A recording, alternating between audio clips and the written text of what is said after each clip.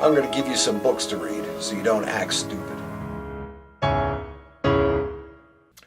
Well, welcome back. We're back at the book club. Hopefully you finished all your reading for last time because we're getting ready to do reading again. Before we start, I got to give a shout out to the staff over at Turtling Library who always pull the books for me. That's Christine, Lance, and Dale. Next year at this time, there'll be the staff at the Cruz and Murray Library, which is great. Today I'm going to talk about Idaho politics. Now, I know I study it. Everybody knows Idaho politics is boring. But what's really great about Idaho politics are the people. And I'm going to talk about 3 memoirs, Idaho politicians, and these memoirs are great because these guys are great. First one is Governor Smiley Remembers. Why is this a great book? Because he was a coyote. Came here in 1934 when Reverend Boone was still the president. Other reason this book is great, you can't see down here, forward by Howard Berger. That's how great this is. Again, Governor Smiley was just such an influential figure in Idaho, really moved Idaho into the 20th century when it came to its government. But I found the most interesting chapter in here is his whole chapter on the College of Idaho. Again, him hitchhiking here from Iowa, walking on, playing football, working his way through college by sweeping out Sterry Hall. Anybody who loves the College of Idaho and wants to see more of what it was like back in the day, this is a great book for you.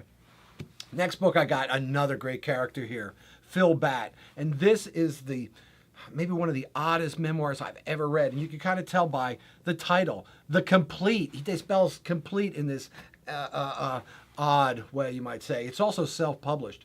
This book has very little on Batt's history, his life story and such like that. It has all this other stuff in there. It has songs. It has eulogies in there. He has all these columns he used to write in the newspaper. He also has all these letters that people wrote him.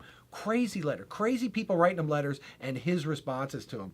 So if you're looking for something that's one of the politicians that I respect more than probably anybody else in the state here, on Phil Batt, but you don't want to just read, I was born here and did this stuff and want to find fun, interesting stuff, get the complete Phil Batt. The last one, this is like no memoir ever written in the history of the world. This is by Glen Taylor. Most people, who the heck's Glen Taylor? Well, he was senator here in Idaho and actually ran as vice president under the Progressive Party in 1948 for vice president. Taylor he was such an oddball, and this book gets a lot of it. The best part of the book is the first chapter. He calls it his early days. Basically what he does, when he was 15 years old, he ran away from home, went to Pierce City, a mining town in Idaho, and spent most of a year there as a young kid. Okay, he got by singing songs and stuff in a theater they had, and he spent most of the time living with a prostitute. And that's what most of the first chapter is.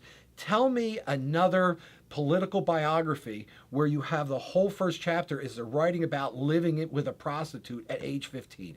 Just great. He goes on, talks about how he campaigned. He didn't have a car in the 1930s. He got his horse and rode the whole length of Idaho, stopped at people's houses. They would feed him and he would stay there. He got elected.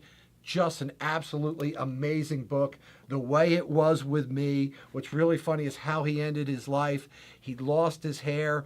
What he did, he moved to California, made up these toupees called Taylor toppers. And that's how he finally made a lot of money. Fascinating stuff. That's it for this time for the book club. Remember, do your reading. Don't be stupid.